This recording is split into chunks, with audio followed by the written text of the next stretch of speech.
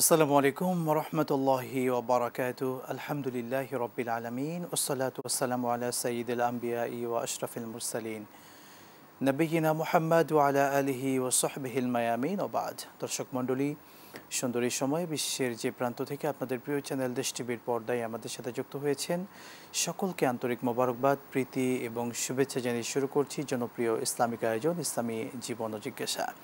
সাথে আছি আমি মোহাম্মদ আল আমিন খান। দর্শক, আজকের আয়োজনে রয়েছেন বাংলাদেশের প্রখ্যাত ইসলামিক স্কলার, বিশিষ্ট ইসলামী চিন্তাবিদ, শিক্ষাবিদ, গবেষক এবং মিডিয়া ব্যক্তিত্ব ফদিলাতুল শেখ মোহতারাম মুফতি আমজাদ হুসাইন হেলালি হাফিজাহুল্লাহ, সম্মানিত সিনিয়র মুহাদ্দিস, জামিয়া মাদানিয়া মাদ্রাসা, বারিধারা, ঢাকা। আসসালামু আলাইকুম রহমতুল্লাহ। ওয়ালাইকুম আসসালাম রহমতুল্লাহ। শেখ ভালো আছেন? জি আলহামদুলিল্লাহ, আপনি কেমন আছেন? আলহামদুলিল্লাহ, আপনাকে অভিনন্দন আমাদের চমৎকার আয়োজনে। আলহামদুলিল্লাহ, আপনাকেও ধন্যবাদ। দর্শক, আমাদের সুন্দর আয়োজনে ইসলামিক যে কোনো প্রশ্ন করতে চাইলে দেশ TV Islamic show Facebook page কিংবা ইউটিউবে গিয়ে কমেন্ট বক্সে প্রশ্ন রাখতে পারেন। কোরআন সুন্নাহর আলোকে আমরা সবগুলো প্রশ্নের উত্তর দেওয়ার চেষ্টা করবো ইনশাআল্লাহ তাআলা। আজকে আমরা কথা বলবো আমাদের জীবনের বড় একটি দিক, সেটা হলো তালাক। ইসলামী শরীয়তে তালাকের বিধান কি? সত্যিকার অর্থে তালাকের ব্যাপারটি আমাদের জীবনের খুবই গুরুত্বপূর্ণ একটি পাঠ। আমরা দেখতে পাই, আমরা যদি একটা জরিপ নিয়ে আসি, প্রতিদিন ঢাকা শহরে যে পরিমাণে তালাক হচ্ছে সেটা চিন্তার বাহিরে। আমরা বিভিন্ন গ্রাম অঞ্চলে, বিভিন্ন শহরে, বিভিন্ন জায়গায় দেখছি ঠুনকো অজুহাত, সামান্য কিছু কারণে মনোমালিন্য কিংবা রাগারাগি হাজব্যান্ড তার স্ত্রীকে তালাক দিয়ে বসেছে, কিংবা অনেক স্ত্রীরা তার স্বামীর থেকে তালাক নিয়ে নিচ্ছে বিভিন্ন পরকীয়া বা বিভিন্ন কারণে, সামান্য অজুহাতে, যে অজুহাতগুলো শরীয়ত অ্যালাউ করে না। এই জন্য তালাকের বিষয়ে আমাদের সুস্পষ্ট ধারণা রাখা একান্ত জরুরি। আমরা শেখের থেকে আজকে সেই বিষয়গুলো জানবো ইনশাআল্লাহ তাআলা। শেখ, প্রথমে যে বিষয়টি জানতে চাওয়া, তালাক। আল্লাহ তাআলা এটিকে হালাল করেছেন, বৈধ করেছেন, তবে শর্ত সাপেক্ষে। তো তালাকের পূর্ববর্তী, অর্থাৎ তালাকের বিষয়ে যদি চিন্তা আসে তালাক দিতে হবে, তাহলে এর পূর্বে যে স্টেপগুলো আছে কোরআন সুন্নাহয়, সেগুলো কি কি যদি দর্শকদের জানাতেন। অত্যন্ত চমৎকার একটি বিষয় আজকে আপনি নির্ধারণ করেছেন। আপনাকে এবং কর্তৃপক্ষকে ধন্যবাদ জানাচ্ছি। শরীয়তের মধ্যে নিকাহ এবং তালাক, নিকাহ শব্দের অর্থ হলো বন্ধন। যেহেতু প্রাসঙ্গিক বিষয়টি আমরা আলোচনা করতে চাই, যে আর নিকাহু আল আকদু, অর্থাৎ একটা বন্ধন, একটা গীতা, একটা অপরিচিত দুইজন মানুষ যুক্ত হওয়া, মূলত নিকাহ একই বলে। শরীয়তের পরিভাষায় এর ব্যাপক আলোচনা রয়েছে, আমরা সেদিকে যাচ্ছি না। ঠিক বন্ধনটা খুলে যায় যে শব্দের মাধ্যমে, যে পদ্ধতির মাধ্যমে, তাকে মূলত তালাক বলা হয়। বন্ধন নিকাহের মাধ্যমে যেমন বন্ধনটা একেবারে শরীয়তের যে বিধানগুলো আছে, যে অপরিচিত একজন মানুষ পরিচিত হয়ে যাচ্ছে, যেটা হারাম ছিল সেটা হালাল হয়ে যাচ্ছে, ঠিক এই বন্ধন যখন উঠে যায় তখনও আবার সেগুলো ফিরে আসে, অর্থাৎ এখন আজনবী, অপরিচিত হয়ে যায় এই তালাকের মাধ্যমে। তো আপনি যে বিষয়টি জানতে চেয়েছেন যে তালাকের শরীয়ী বিধান আসলে কি, দেখুন, তালাক শরীয়তে রেখেছে বিধানটা, বন্ধন যাদের একেবারেই না রাখে, তখন আপনি বলবেন, আমি বলবো, যে কেউ বলবে যে বন্ধন থেকে মুক্তির উপায় কি। এই জন্য রাসূল আকরাম সাল্লাল্লাহু আলাইহি ওয়াসাল্লাম হাদিসে বলে দিয়েছেন, আবগাজুল হালালি আত তালাক, যে হালালের একেবারে সর্বনিম্ন স্তর যেটা আছে সেটাকে মূলত তালাক বলা হয়। তালাকের এই অপশন, এই সুযোগ রাখা হয়েছে। এর অর্থ এই নয় যেন তেনভাবে যখন তখন স্ত্রীকে ছেড়ে দেয়া অথবা স্ত্রী তালাক চাওয়া অথবা দেয়া, এটা কিন্তু কোনোভাবে অনুমোদিত নয়। এই বিষয়টি অত্যন্ত আমাদের দর্শক যারা আছেন তাদের খুব খেয়াল রাখতে হবে। আপনি সূচনাতেই বলেছেন যে ঠুনকো অজুহাত দেখিয়ে, সামান্য অজুহাত দেখিয়ে স্বামী স্ত্রীকে তালাক দিচ্ছে। বিশেষ করে বিভিন্ন অঞ্চল ভেদে যে পরিভাষাগুলো, যে অবস্থানগুলো আমরা দেখি, সামান্যতম রাগ হয়, সামান্যতম মান অভিমান হয়, অথবা কিছু কাটাকাটি হয়, অথবা ভাত রান্না করছে, তো রান্নায় একটু দেরি হয়েছে, কেন দেরি হলো, এই যে তালাকটা একটা খেলনার বস্তু বানানো, এটা একেবারেই গর্হিত, একেবারে নিন্দনীয় একটি কাজ। দ্বিতীয় বিষয় হলো, তালাককে বলা হয়েছে, যে শরীয়তের মধ্যে বলা হয়েছে যে সালাসাতা কুরুইন, সালাসাতা কুরুইন, এখানে ইমামদের মাঝে একতলাপ রয়েছে। অর্থাৎ সালাসাতা কুরুইন মানে হলো আয়তুহরিন, অর্থাৎ তালাকের একান্ত যদি প্রয়োজন হয়, আমরা দেখব যে প্রয়োজনটা আসলে কখন হয়, কার কাছে কে প্রয়োজনটাকে কীভাবে নেবে। শরীয়তের মধ্যে বলা হয়েছে প্রথমত আপনি কিতাবুন নিকাহের মিশকাতের একেবারে কিতাবুন নিকাহের শুরুর 3 নম্বর যে হাদিসটি, সে হাদিসের মধ্যে বলা হয়েছে যে বিবাহ কাকে দেখে করবে, কিভাবে করবে। বলা হয়েছে জামাল, সৌন্দর্যতা দেখে, মাল দেখে, বংশ দেখে, এবং বলা হয়েছে দিন দেখে, এবং দিনটাকে বলা হয়েছে ফাজফার বিজাতি দিন। কারো কাছে যদি মাল না থাকে, কারো কাছে যদি বংশ মানে কোনোটা কম থাকে, তাহলে দিন থাকে, তাহলে দিনটাকে, ধর্মটাকে তুমি প্রাধান্য দাও। এক্ষেত্রে ধর্মকে প্রাধান্য দিতে গিয়ে কোনো কারণে আপনি বিবাহ করেছেন, আমি বিবাহ করেছি, বৈবাহিক জীবনটা অত্যন্ত সুখময় হয়। আল্লাহ তাআলা বলেছেন হুন্না লিবাসুল্লাকুম ওয়া আনতুম লিবাসুল্লাহুন্না, তোমরাও তাদের পোশাক, তারাও তোমাদের পোশাক। অত্যন্ত সুখময় হয়, শান্তিময় হয় সকল কিছু।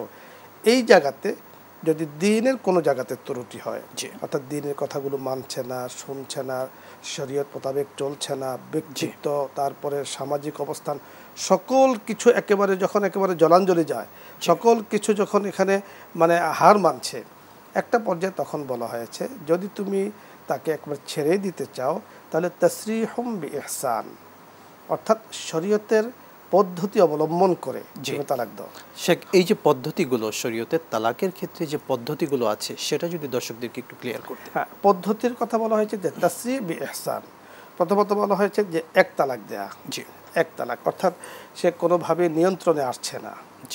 সামাজিক বা পিতামাতা বুঝিয়েছেন, সামাজিকভাবে তাকে বোঝানো হয়েছে, এবং সর্বদিক থেকে যখন একেবারে কোনোভাবে বনাবন্তি হচ্ছে না, তো সেই ক্ষেত্রে গিয়ে তাকে বলা হয়েছে তুমি এক তালাক দাও। এক তালাকের পূর্বেও তো শেখ ফাইদুহুন্না ওয়াহজুরুহুন্না ফিল মাদাজি, এই বিষয়গুলো তো আছে। সেগুলো আপনি চমৎকার বলেছেন, সেগুলো তো আছে যে তাকে সতর্কমূলক যে কাজগুলো আছে সেগুলো তো তাকে করতে হবে। সতর্কমূলক কথা যেমন বিভিন্নভাবেই আপনি দেখবেন যে তাকে আমি কন্ট্রোলে আনতে পারি কিনা। এখানে আমি একটি কথা আপনার মাধ্যমে দর্শকদের জন্য বলতে চাই যে আমরা মানুষের কাছে অসাধ্য কিছুই নয়। মানুষ অসাধ্যকে সাধন করে, মানুষ অসাধ্যকে কিন্তু নিজের আয়ত্তে নিয়ে আসে। আমি একটি ঘটনা বললে আমাদের দর্শকরা বুঝতে পারবেন। হযরত আশরাফ আলী থানভী রহমতুল্লাহ আলাইহির কাছে এক লোক গিয়েছেন, যাওয়ার পরে বলেছেন হুজুর আমার স্ত্রী তো আমার কথা শোনে না, তো আপনি আমাকে একটা তদবির দেন আমি যেন আমার স্ত্রীকে কথা শোনাতে পারি। মলফুজাতের মধ্যে রেখেছে যে উনি বলেছেন যে হ্যাঁ তদবিরটা আমি দিতে পারি, তবে অমুক জঙ্গল থেকে বাঘের একটা ফসম তুমি আমাকে এনে দিতে হবে। তো বলেছেন ঠিক আছে হুজুর আমি এটা এনে দিব, কোনো ব্যাপার না। তো বাঘের ফসম সে যে কোনোভাবে হোক ম্যানেজ করার পরে হুজুরের কাছে দিয়েছেন। হুজুর আসলে হাকিমুল উম্মত ছিলেন, তো উম্মতের রোগ কোনটা উনি বুঝতে পারতেন। তো উনি বলেছেন দেখো তুমি এত কষ্ট করে তুমি বাঘের ফসম এনে দিয়েছো আমার কাছে, এর থেকে কি তোমার স্ত্রীকে কন্ট্রোলে আনা কি এর থেকে আরও বেশি কঠিন করা? হুজুর ওটা তো একবার সহজ বিষয়, কথা তুমি সহজটা অবলম্বন করো, কঠিনটা কেন করছো? কঠিনটা যখন তুমি পারো স্ত্রীকে কন্ট্রোল করতে পারো, এই যে বিষয়টা, এটা যদি আমরা নলেজে রাখি, ছাড় দেওয়ার একটা মানসিকতা, একে অপরকে বোঝার মানসিকতা, এগুলো যখন একেবারে শেষ পর্যায়ে চলে আসবে, কোনোভাবেই কিছু হচ্ছে না, তখন বলা হয়েছে তার সাথে তুমি কথা বন্ধ রাখো কিছুদিন, অভিমান করে কিছুদিন কথা বন্ধ রাখো। কথা বন্ধ রাখতে গিয়ে সেটাও যদি না হয় তাহলে তুমি শয্যা ত্যাগ করো, সেটাও যদি না হয়, তো আমার মনে হচ্ছে যে বলবো যে এই শর্তগুলো যখন অবলম্বন করবে, আমরা আসলে নীতিগুলো অবলম্বন করি না বা করতে চাই না। এখানে একটি বিষয় হলো যে আমরা যারা পুরুষ আছি আমরা মনে করছি যে আমি যখন বিবাহ করেছি তো আমি তো একেবারে অনেক কিছু, আমি যা ইচ্ছা তাই করতে পারবো, যখন ইচ্ছা তখন যে কোনো ব্যবহার করতে পারবো, আমাকে যাই। আসলে তো আপনার স্বামীর যেমন স্ত্রীর উপরে অধিকার রয়েছে, স্ত্রীরও স্বামীর উপরে অধিকার রয়েছে। প্রত্যেকটা যখন 100% পূরণ করবে তখন কিন্তু এই সমস্যাগুলো অনেকাংশে কমে যাবে। যখনই সমস্যা হয় মানে আমি আমারটা চাই কিন্তু আমি দেই না, তখনই কিন্তু সেখানে সমস্যাটা হয়ে যায় এই বিষয়টি। তো এই সকল কিছু অবলম্বন করার পরে কোনোভাবেই যদি কন্ট্রোলে না আসে, আমরা তো বলবো যে আল্লাহ চাহে তো এর মধ্যেই কন্ট্রোলে চলে আসবে, সব কিছু ঠিকঠাক হয়ে যাবে, পরিবার সুন্দর হয়ে যাবে। একান্ত যদি না আসে, শরীয়তে বলা হয়েছে ওই পর্যায়ে গিয়ে তুমি তাকে সর্বপ্রথম এক তালাক দেবে। আশা করছি এক তালাকের মধ্যেও আর ঠিক হয়ে যাবে, সেটাও কিন্তু ঠিকের অংশ বলা হয়েছে। এরপরে তুমি অপেক্ষা করো, আবার আরেকটা তুহুর আসবে, 1 মাস পরে আবার আরেকটা তার তুহুর আসবে। তুহুরের মধ্যে যদি একান্তে নাই আসে তাহলে সেখানে তুমি তাকে এক তালাক দাও। এরপরে আবার 1 মাস পরে, এর মধ্যে যদি কন্ট্রোলে চলে আসে তাহলে বলা হয় তালাকের বিভিন্ন প্রকার আছে, তালাকের যে আছে এরপরে গিয়ে তুমি তাকে ফাইনাল সিদ্ধান্ত নিতে পারো। ফাইনাল সিদ্ধান্ত নেওয়ার আগে এতগুলো পদ্ধতি কিন্তু অবলম্বন করার কথা শরীয়তে বলা হয়। আমার মনে হয় যে আমরা যদি এই পদ্ধতিগুলো অবলম্বন করি তাহলে ওই যে একেবারে শেষ পর্যায়ে আসলে যাওয়ার কোনো প্রয়োজন হবে না। লক্ষ কোটির মধ্যে শেষ পর্যায়ে যাওয়ার হয়তো বা হতে পারে, যেহেতু শরীয়তে রেখেছে রাস্তা আছে। নিঃসন্দেহে সত্যি এই পদ্ধতিগুলো যদি আমরা অবলম্বন করতাম, আমরা অধিকাংশ ফ্যামিলিতে বিয়ের ক্ষেত্রে যেমনটি হয়, বিয়ের ক্ষেত্রে গার্জিয়ানরা বা সেই বর তারা এসে বিয়ের মাসালাগুলো হুজুরের থেকে জানতে চায় বা বিয়ের জন্য হুজুরের কাছে আসে, ইমামের কাছে আসেন, কিন্তু যখন তালাক দেওয়ার প্রয়োজন হয় তিনি কিন্তু কারোর সঙ্গে পরামর্শ করেন না, বা তালাকের যে ন্যূনতম জ্ঞান সেটাও কিন্তু তার মধ্যে একেবারেই নেই। এই জন্য তাদের জন্য বিশেষ করে আমাদের আজকের আয়োজনটি। চমৎকার আপনি বলেছেন। আপনি আপনার এই অনুষ্ঠানে আসার আগে আমার কাছে একটা কল এসেছে ঠিক তালাক সংক্রান্ত। আমি তাকে কিছুদিন আগে আমার কাছে এসেছিল, আমি বলেছিলাম যে কথা বলতে চেয়েছিলাম। সেটা আমরা এই প্রশ্নটি শুনবো ইনশাআল্লাহ বিরতির পরে। ধন্যবাদ। প্রিয় দর্শক মণ্ডলী, দেখছিলেন আপনাদের প্রিয় চ্যানেল দেশ টিভির পর্দায় জীবন ঘনিষ্ঠ ইসলামিক আয়োজন ইসলামী জীবন ও জিজ্ঞাসা। সময় হলো এই পর্যায়ে ছোট্ট বিরতির, সাথেই থাকুন, ফিরছি ইনশাআল্লাহ।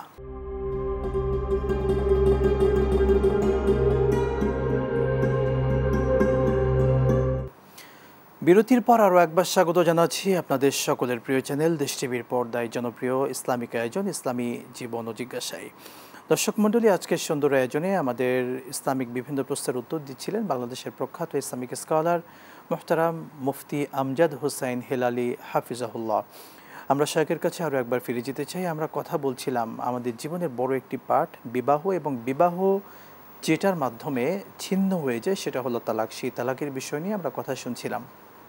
শেখ, আমরা একটি বিষয় বিশেষ করে তালাকের ক্ষেত্রে তালাকের মাসালাগুলো কাদের কাছে জানতে চাইব, এবং এটা কারা এই তালাকের ফতোয়াগুলো মাসালাগুলো উত্তর দেওয়ার সে এখতিয়ার রাখেন? আপনি সুন্দর একটি বিষয় প্রশ্ন করেছেন, আপনাকে ধন্যবাদ। যে আসলে শুধু তালাক নয়, যে কোনো মাসআলাই জানার জন্য কোরআনে কারিমের মধ্যে আমাদেরকে গাইডলাইন বলে দিয়েছে যে ফাসআলু আহলা যিকরি ইন কুনতুম লা তা'লামুন। যারা আহলে জিকির বলতে এখানে বোঝানো হয়েছে যে বিষয়ে পারদর্শী তার কাছে ওই বিষয়টি জানা। আমরা দুনিয়ার দৃষ্টান্ত দেখি যে সাধারণত যিনি যে বিষয়ে পারদর্শী তার কাছে আমরা যাই। আমরা যদি চিকিৎসা বিজ্ঞানে যাই তাহলে যিনি চোখের ডাক্তার তার কাছে আমি অভিজ্ঞ, যিনি বিশেষজ্ঞ তার কাছে যাই। ঠিক অনুরূপভাবে যিনি ফিকহ শাস্ত্রে বিশেষজ্ঞ, ইসলামিক আইন শাস্ত্রে বিশেষজ্ঞ, তার কাছে কিন্তু আমরা মাসলা মাসাইল জানতে চাই। অনুরূপভাবে আমরা যদি জাগতিক দৃষ্টান্ত দেখি, যিনি আইন শাস্ত্র নিয়ে পড়াশোনা করেছেন তার কাছে কিন্তু আমরা ওকালতের বিষয়টি বা ব্যারিস্টারি এগুলো বিষয় নিয়ে আমরা মামলা মোকদ্দমা নিয়ে যাই, অন্য কাছে কিন্তু আমি যাই না। এবং অ্যালাউ করা হয় না সাধারণত আদালতে যদি ওকালতি না পড়ে কাউ সেখানে যায়, সেখানে যদি সেই বিষয়গুলো আলোচনা করতে যায়, নট অ্যালাউ, সেখানে অ্যালাউ নয়। কারণ হলো আপনি তো এই বিষয়ে পড়াশোনা নেই। তাহলে শরীয়তের মাসলা মাসাইল জানার ক্ষেত্রে, বলার ক্ষেত্রেও ওনার কাছে যাওয়া, যিনি এই বিষয় নিয়ে পড়াশোনা করেছেন, ফিকহ নিয়ে পড়াশোনা করেছেন, ইসলামিক আইন শাস্ত্র নিয়ে পড়াশোনা করেছেন, শুধু পড়াশোনায় না গভীর প্রজ্ঞা এলেম আছেন, এবং তিনি মাসলা দেওয়ার ক্ষেত্রে ওনার ব্যক্তি অবস্থান সব কিছু মিলিয়েই কিন্তু ওনার বিষয়টি আলোচনা করবেন। তো সেক্ষেত্রে আহলে জিকির হলো ফুকাহাই কেরাম, মুহাদ্দিসিনে কেরাম, মুফাসসিরিনে কেরাম বলেছেন যিনি যে বিষয়ে পারদর্শী তার কাছে যাওয়া। যেমন হাদিসের বিষয়ে যিনি পারদর্শী তার কাছে হাদিসের বিষয় নিয়ে যাওয়া। ঠিক মাসলা মাসাইল, তালাক একটা মাসআলা মাসাইলের সাথে সম্পৃক্ত, ওনার কাছে যাওয়া। আমি আপনাকে একটু দৃষ্টান্ত দিয়ে বলতে চাই। আমাদের বহুত আগে একজন বড় আলেম ছিলেন, তো সেখানে তালাকের মাসআলা নিয়ে ওনার কাছে যাওয়া হয়েছে। তো উনি তালাক দেওয়ার ক্ষেত্রে ব্যক্তি এবং অবস্থান, তার শিক্ষা দীক্ষা সকল কিছু মিলে কিন্তু তালাকটা মানে ফতোয়াটা দিয়েছিলেন, মাসালাটা দিয়েছিলেন, তাও লিখিত। এখানে প্রাসঙ্গিক হলো আমরা বুঝতে পেরেছি যে তালাকের মাসালা হোক, শরীয়তের যে কোনো মাসলা মাসাইল হোক, আমি না জেনে সেটা বলবো না, আর যিনি জানেন তার কাছে যাব, যিনি জানেন না তার কাছে যাব না। এখন জানা না জানার আপনি বুঝবেন কিভাবে? আমি যেমনিভাবে আমার শারীরিক চিকিৎসার জন্য আমি ডাক্তার খুঁজে বের করি যে অভিজ্ঞ কিনা, তার হাতের জজ কিনা, তার হাতের চিকিৎসা কেমন হয়, সকল কিছু যাওয়ার পরে কিন্তু আমার কলবি একটা প্রশান্তি অথবা একটা বিশ্বাস, একটা আস্থা কিন্তু তার উপরে জমে। তখনই আমি তার সাথে পরামর্শ করি রোগের ব্যাপারে। ঠিক আমার মাসলা মাসাইল জানার ব্যাপারও এই ধরনের লোক বের করে আমাকে ওনার কাছে যেতে হবে। এবং আপনি জানেন যে ফতোয়ার মধ্যে গুরুত্বপূর্ণ কিতাব যে উসুল রাসমিল মুফতি, উকুদ শারহ উকুদ রাসমিল মুফতি, এখানে পরিষ্কার লেখা হয়েছে, এবং আল আসবা ওয়ান নাজায়ের ফতোয়ার কিতাবের মধ্যে লেখা হয়েছে, এবং ফতোয়ার কিতাবের মধ্যে সর্বোচ্চ কিতাব হলো দুররে মুখতার। সেখানে সব কিছুর মধ্যে সেখানে মূল নীতি যেটা আছে যে তালাকের মাসআলার ক্ষেত্রে অবশ্যই লিখিত হতে হবে। মৌখিক কোনো তালাক দেওয়ার কোনো সুযোগ আসলে নেই। লিখিত সমাধান চাইতে হবে, লিখিত সমাধান উনি দিয়ে দিবেন, এবং হাওয়ালা বিহীন কোনো কথা হবে না, দলিল বিহীন কোনো কথা হবে, দলিলের সাথে কথা হবে। দলিলের সাথে কথা। আরেকটি বিষয় হলো তালাকের মাসআলা দেওয়ার ক্ষেত্রে দেখা যাচ্ছে যে মুখে কেন দেওয়া হয় না, মুখে কেন আমরা বলি না। দেখা যায় যে মাসআলাটা এত সঙ্গীন, এত স্পর্শকাতর, কোনো জায়গাতে যদি সামান্যতম একটু ভুল হয়ে যায়, পাও পিছলিয়ে যায়, তাহলে সারা জীবন কিন্তু যিনি দিয়েছেন তিনিও গুনার মালিক হবেন, যাদেরকে দিয়েছেন তারাও গুনার মালিক হবে। এই জন্য বলা হয়েছে যে যা আছে, যা পেয়েছেন আপনি লিখিত দেন, আপনি সই স্বাক্ষর দেন, এরপরে গিয়ে কিন্তু তার উপরে তালাকটা মানে মাসলাটা আসবে আর কি।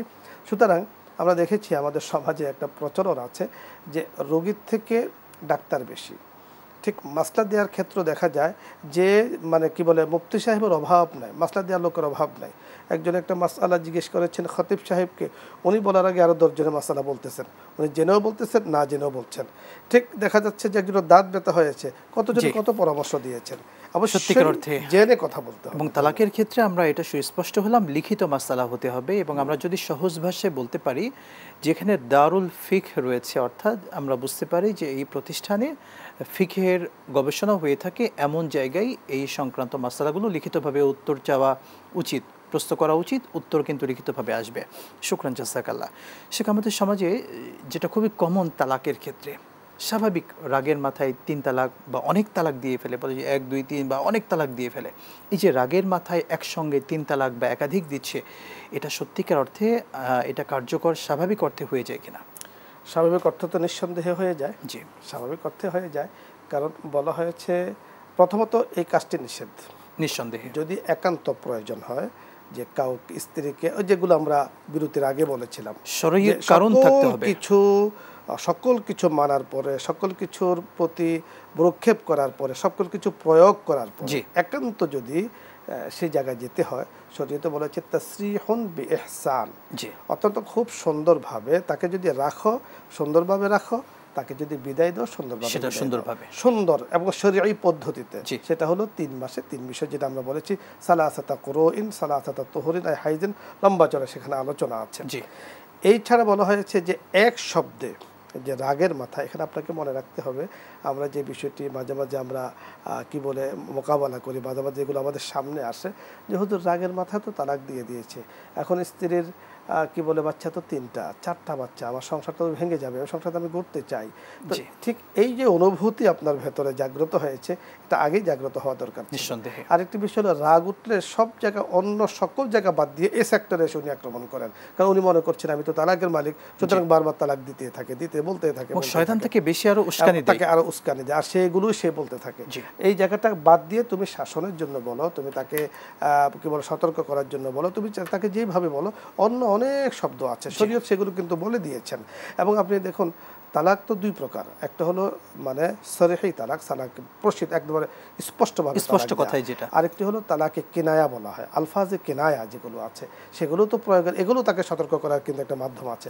আলফাজে কিনায়া যেমন অনেক সময় আছে যে তুমি তোমার বাড়িতে চলে যাও, বাড়িতে গিয়ে থাকো, ওখানে তুমি বসবাস করছো, আপনার নিয়ত হলো তাকে সতর্ক করা, আর ঠিক আছে তুমি থাকতে থাকো, লম্বা টাইম তুমি সেখানে থাকো। সেখানে আমরা এই সংক্রান্ত একটি প্রশ্ন নিতে পারি। একজন বোন প্রশ্ন রেখেছেন, তার স্বামী তাকে বলেছেন সংসার করতে মনে না চাইলে তুমি চলে যাও, এই কথার দ্বারা সত্যিকার অর্থে কি বোঝাবে? এখানে বলা হয় আলফাজে কেনায়া, এই শব্দগুলো কিন্তু আলফাজে কেনায়া, অর্থাৎ ইঙ্গিত সূচক শব্দ। এখন একেবারে পরিপূর্ণরূপে সম্পূর্ণরূপে এটা স্বামীর নিয়তের উপর নির্ভর করবে, যে আসলে উনি এই কথার দ্বারা কি উদ্দেশ্য নিয়েছেন।